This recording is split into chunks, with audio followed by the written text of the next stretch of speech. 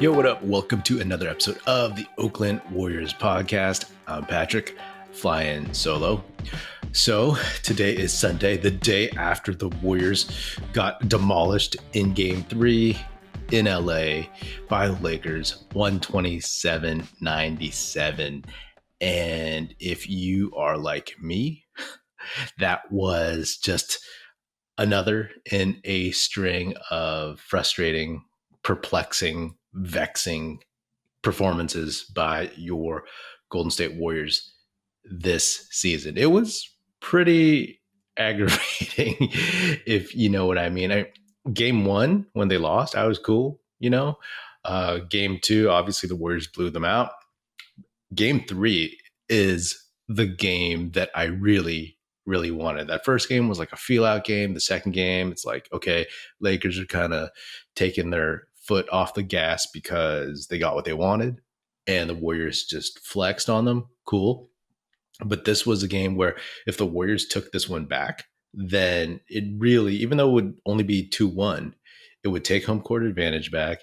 It would, after a blowout, it would really just stick a, kind of fork in the Lakers. They wouldn't be done per se. So maybe it's like more of a plastic fork than a metal fork going all the way through, but it would have sent some kind of message, and the psychology behind that would have been pretty rough, right? Like you get blown out in Golden State, you rest your guys, and then when they come back to LA, you still lose. So that would have been impressive. And, the Warriors, they 100% definitely had their chances, but I just got to say, right? So like, if y'all didn't know, I started this Discord server that you all should join if you haven't yet. If you're listening to this podcast on your phone or just on audio, there's a link in the show notes below. And if you're watching this on YouTube, it's linked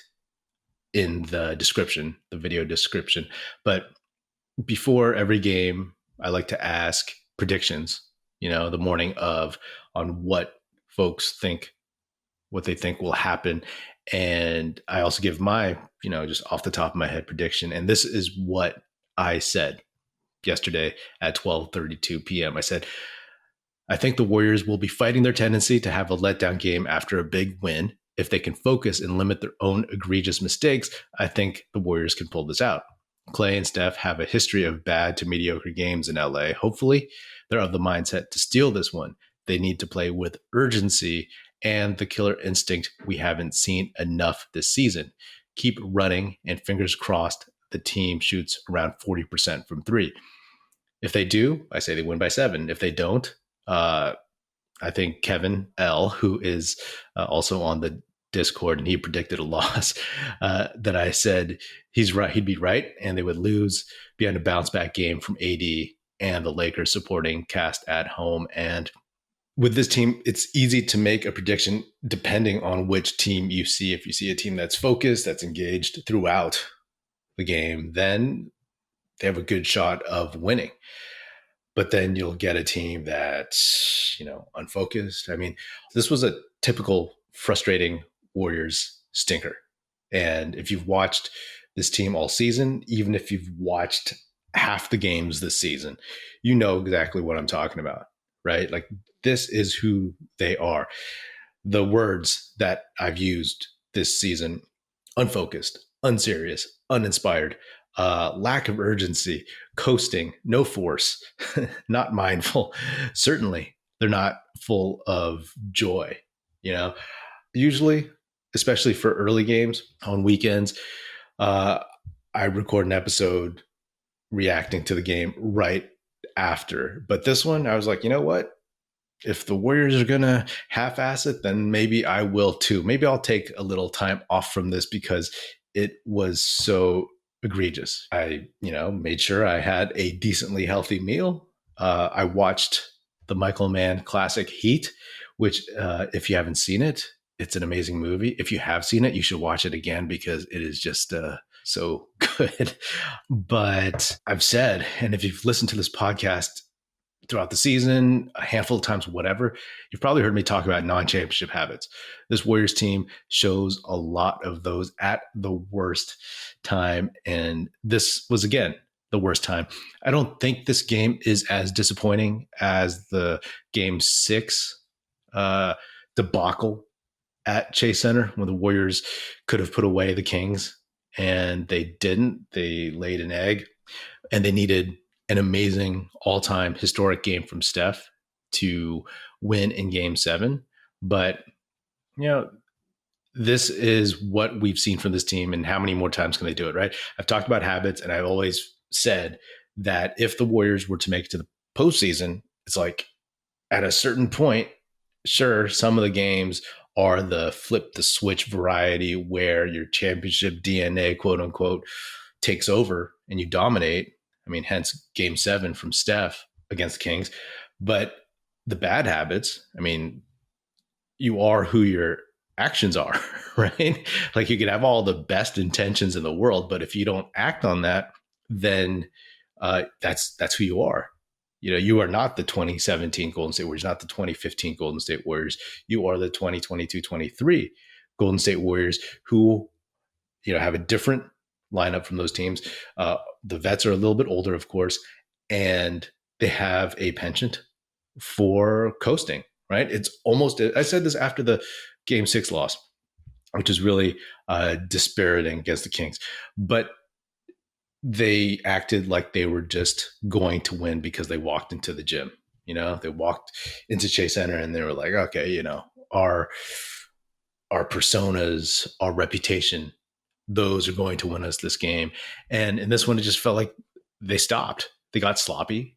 They lost that attention to detail, and they started not playing for each other, started playing for themselves, right? There was that one play, my buddy Aram in Toronto texted me about this during the game. It was the one where the Warriors had that 11-point lead, and they were hoping, I mean, I was hoping that they were going to blow it open and really take control, but it was a fast break and it was kind of clogged as people were running up.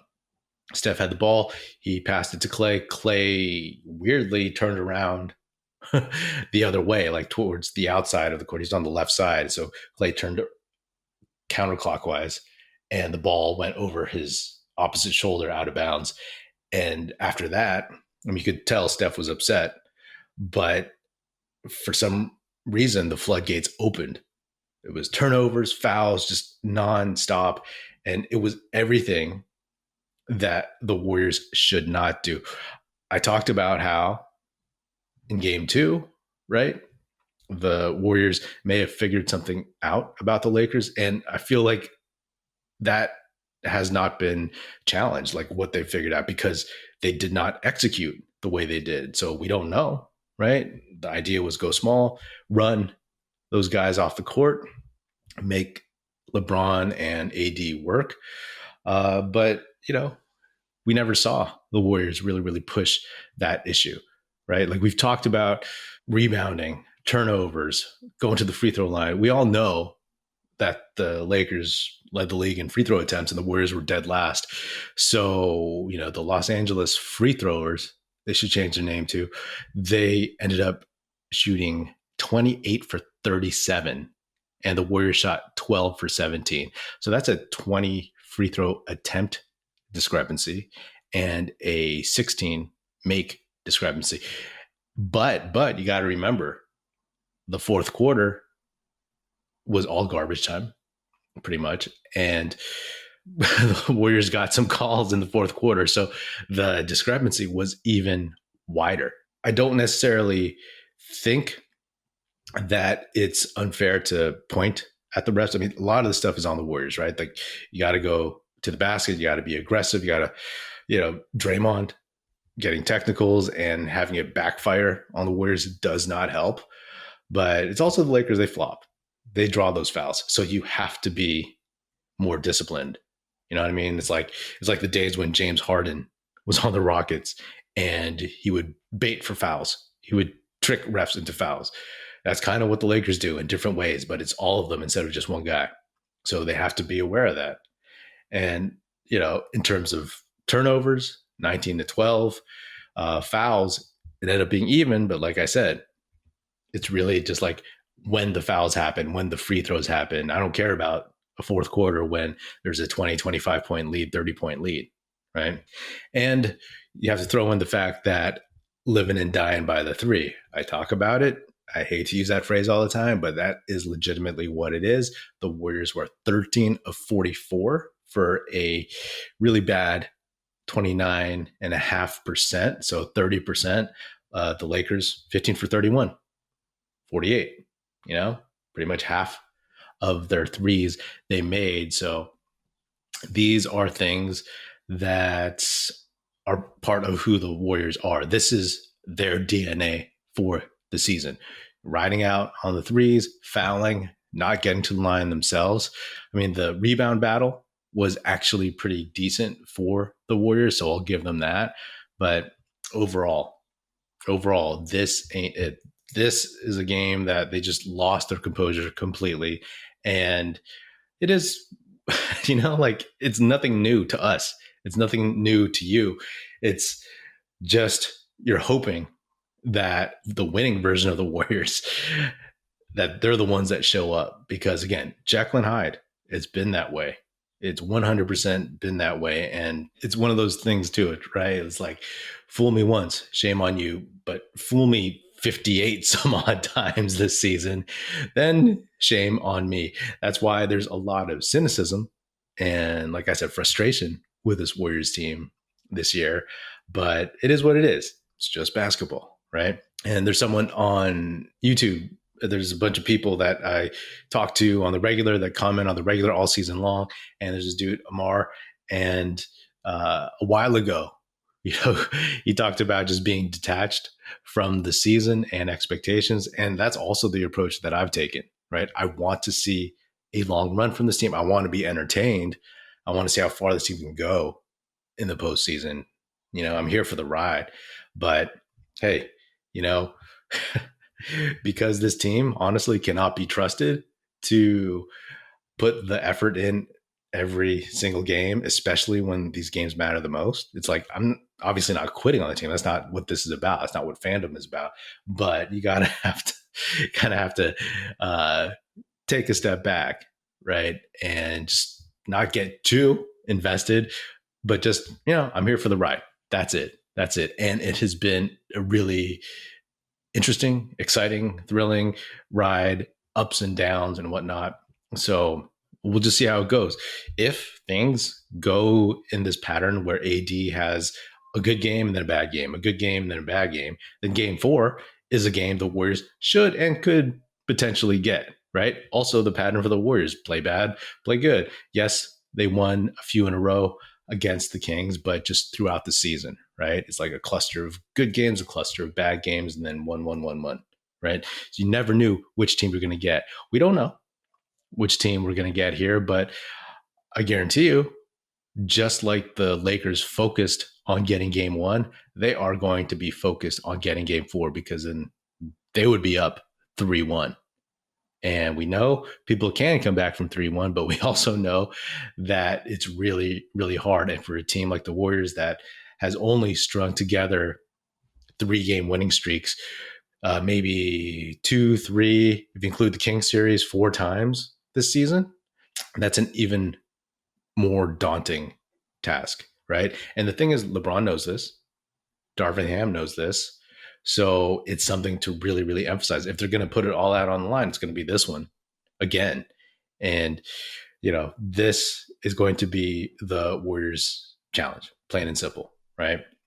They got to value possessions. They have to take the game seriously. And don't get me wrong, I'm not in their heads, and I'm not saying that in their mind they're just goofing off, right?